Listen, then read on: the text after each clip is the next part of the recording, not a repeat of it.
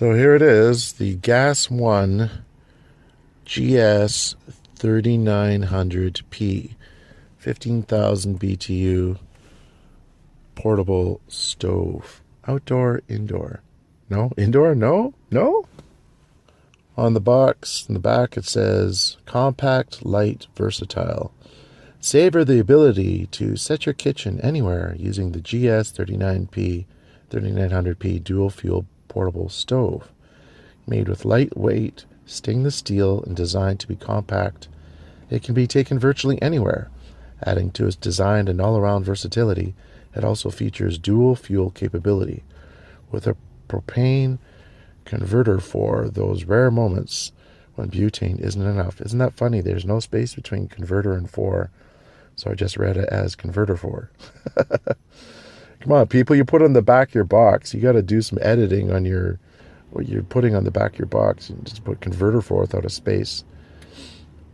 Build your home anywhere with the GS 3900P dual fuel portable stove. Features butane and propane dual fuel capability, dual spiraling flame, high BTU output of 15,000, air vents, windshield, piezoelectric ignition. So it comes with a hose, the case, and it tells you can use it with a butane canister or the green bottles. Well, I don't plan to use it with the green bottles because they're really bad for the environment. I plan to use it with a 20-pound tank. So here's the case, and here is the stove. Instruction manual. Carbon monoxide hazard. Warning, warning. This appliance can produce carbon monoxide, which has no odor. Using it in an enclosed space can kill you. Never use this appliance in an enclosed space, such as a camper, tent, car, i.e. van, or home. So they have to put that there, obviously for legal reasons, so that if they get sued, they can say, well, we put a warning on the manual, and if they ignored it, that's their own fault. Don't sue us. That said, you should not use this in a van or a car. You should use this in an open area. I only use these kinds of stoves with my roof vent fully open.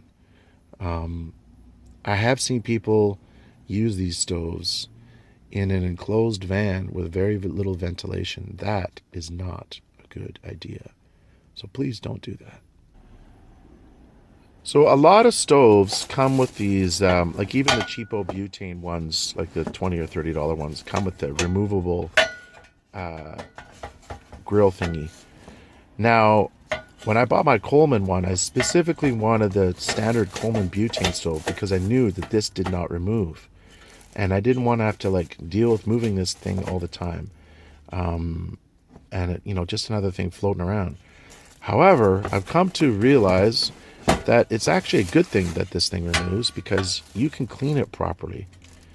This stuff is gonna get, this thing is gonna get caked on with gunk and dirt, and it's really hard to clean it if you can't take it off. You can take this somewhere and scrub the heck out of it. So that's a good thing.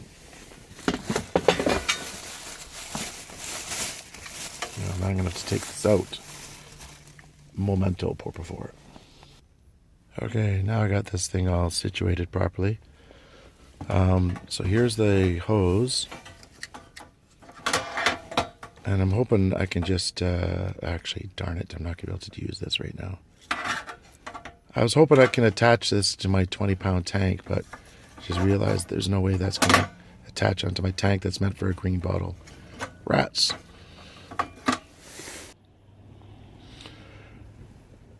So one thing I can tell that is a bit of an issue is that this thing is just loosely on here. And I plan to have this secured to the counter of my future van. And I can tell that this is just going to rattle around and pop off.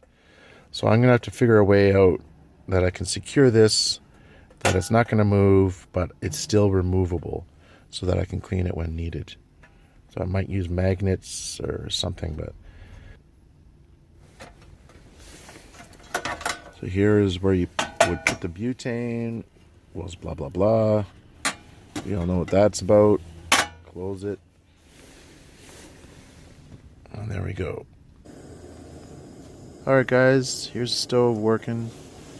Just use one of my butane canisters since I have lots of them. And right now it's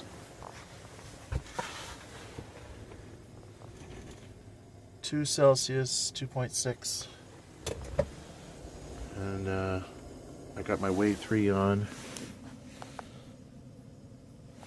And it's a little bit chilly. So the idea is when I first get in the van, crank this thing on. Already I can feel the heat pouring off of this thing. Crazy. A little bit worried about moisture. Anyway, that's what it's like on high. Let's see if we can get this on low without burning out.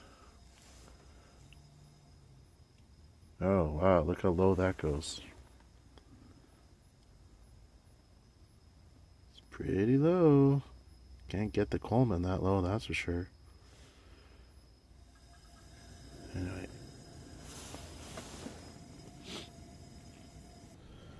So you might be thinking, wait a minute, why are you buying that stove now? You already have a stove. I do. I have the Coleman butane standard stove. Right now it's -8. This morning it was -8 in Vancouver, BC. We're in the winter. And so that's about -18 Fahrenheit. So it's pretty chilly.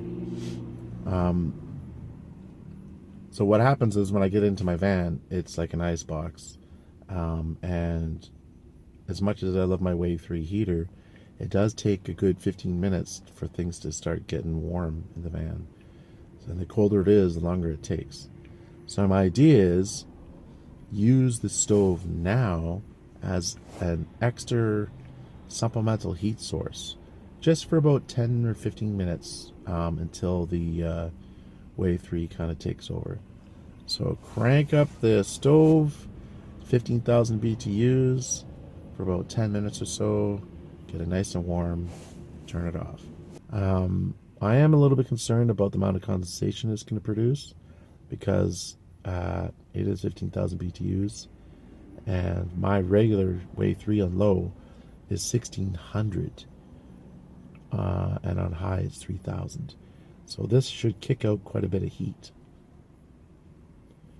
Now, in my future van build, when I buy a brand new Transit, so far that's the plan, I want to make it pretty nice. And, you know, one of the key features is a good stove. So I could have just kept my Coleman and that would have worked just fine. But there's a couple reasons I didn't want to just stick with my Coleman. Number one, I don't want to use butane. Using those canisters all the time, you run out, you got to go find it. I know where there are cheap ones around here, and I'll buy like 8 or 12 or 16 cans at a time, and that'll last a long time. I go through it like a can a month, so it'll last a long time. I probably bought way too much last time. So I don't really want to use butane. That's one reason I bought a stove that uses propane. Number two is this Gas 1 stove uses butane and propane, so that if I ever do run out of propane, I can keep 1 or 2 canisters of butane around, just pop it in, and have instant ability to heat my breakfast, or I use it to boil water in the morning for coffee or washing up. That's my source of hot water. That's what I do for hot water. So I really like the idea of having a dual fuel stove. So like all these fancy countertop varieties they have, like the Suburban and the Dometic, 99% of those, I don't know of any that uses butane and propane.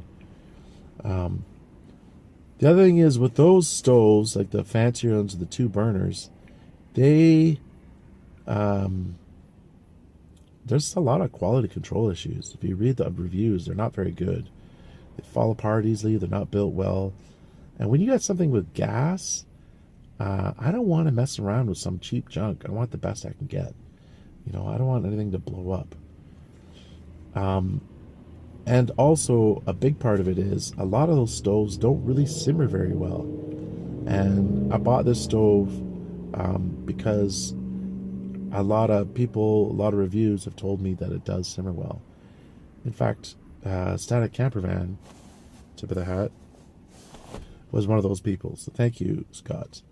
So I bought it because I wanted to simmer. I wanted to not burn things. I'm good at burning things. I'm not a good cook. The other reason I wanted one burner is because it'll take up less space on the counter, which to me is more important than having two burners. Yeah, I like to keep it simple. One burner, dual fuel propane and butane, a good quality stove. It's not junk, and it should last for a long time. So I'm going to keep it around for a while in the van until this cold snap is gone, and then I'll put it away until the van build is ready to accept its new stove. Alright guys, thanks for watching, and be well, my friends.